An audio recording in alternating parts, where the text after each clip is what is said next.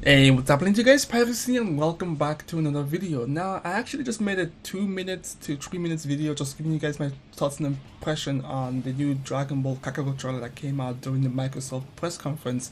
Then I realized, oh wait, there's a 50 minutes gameplay showing the open world and some of the combat attributes with the game, so I decided, you know what, I'll have to redo this video. So essentially in my first video I just talked about how the graphics look pretty damn amazing, like it just looked amazing. I used amazing twice, but I mean, yeah, CC2 really knows how to make a spectacular anime story-based game. The boss fights look out of this world, so I'm really happy to see that. But one of the things that I was bringing as a concern in that video was just how is the gameplay going to be like? How is the open world going to be like? And remember when they told us that this game was going to be an open world Dragon Ball experience? And I said to myself, well, I said to you guys as well, like, what do they mean by open world? So it turns out it's not going to be open world. It's more like pseudo open worlds in a sense. It's like instances. So you know you have the Great Canyon instances, the city instance, and whatever other dynamic instance or whatever the case may be. So it's not really truly open world, but from the scope that we've seen so far, it looks, you know, pretty impressive. But at the same time, something that I also predicted in my last video when I said that we shouldn't, you know, have our expectations too high, and something that I was kind of concerned with when it comes to open world anime games is just how empty the world will feel. And you know, from what we've seen so far in that, you know, 15 minutes gameplay video, the world does look kind of empty. We have some few NPCs here and there just standing around. Okay, fair enough, this is the Grand Canyon or whatever the case, whatever it's called in the Dragon Ball world, where you know there aren't going to be that many people, you know, around, but at the very least I was expecting to see some birds flying around, some animals creeping around, something to make the world feel alive. And honestly, I feel like that's going to be a theme in this Dragon Ball game, even in the city, where we're going to just seeing maybe some NPCs walking around, but they're not going to be doing much, and it's going to be far in between to make it feel like an actual city being vibrant and being alive and doing all that stuff. The combat for the most part, I wasn't expecting anything too much. It's Dragon Ball, so it's you going in, doing some few combos, you have some few abilities. The interesting part is that they also have this party system, so while you're flying around, you'll have Piccolo with you, or maybe Gohan, or maybe Vegeta if you finally acquire him. So it's pretty interesting. I don't think you're going to be able to play as these characters. So I'm talking about Piccolo, Gohan, or anything like that. It's just gonna be focused on Goku, which is hence the name Dragon Ball Kakarot. Now they showed off some few, I guess you can call them slice of life mini games. So you have Goku fishing with his Saiyan tail. That confused the fuck out of me. I'm like, what does he have this thing on? Why does he carry his tail as a fishing bait thing? It's like, that's kind of weird, but it's whatever. I mean, it's kind of comedic in a sense, seeing him take the tail and then shove it up his ass.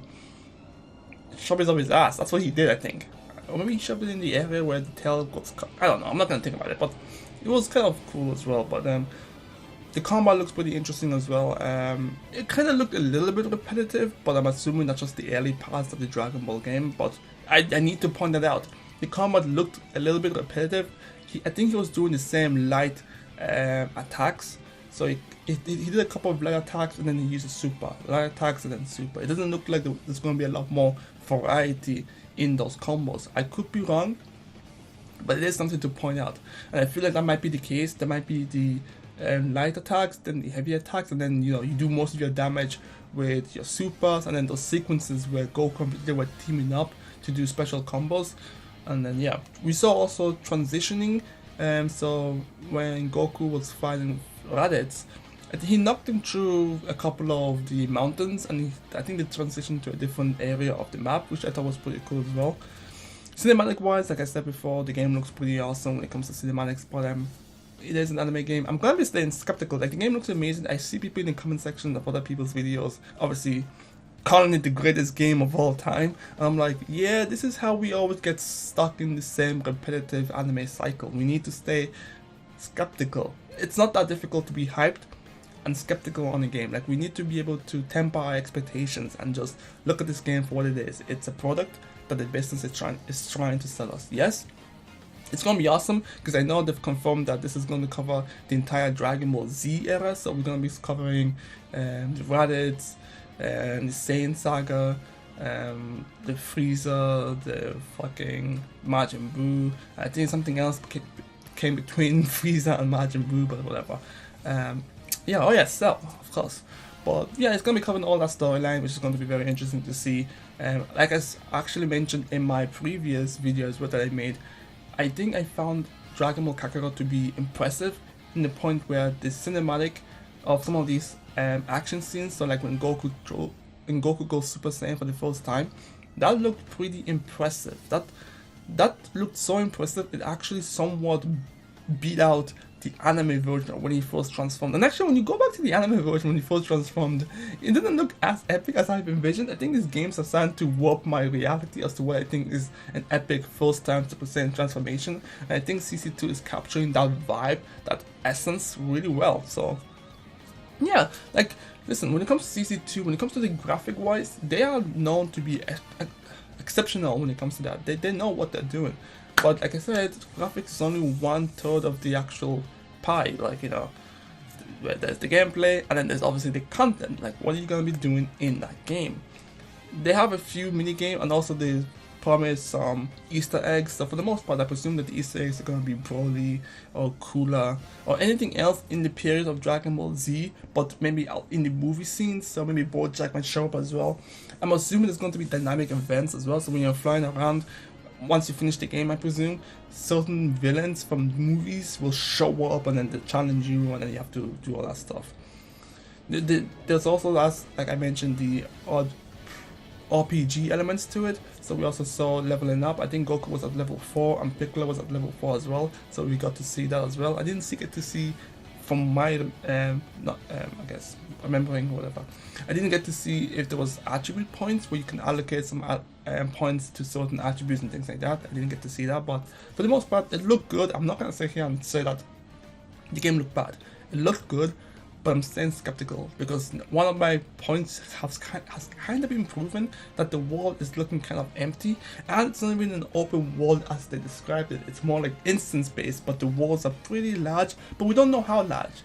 There could be an invincible world just a few feet from where Goku was flying, but he didn't go near it, so we don't know. So we need to keep an eye on that. I feel like when people play it at E3 or at PAX or whatever the case may be, they need to test that out. They need to see how far you can actually fly and how big are each of the instances and how many of them are there gonna be. Like, because they say open world, but when you think of open world, we're thinking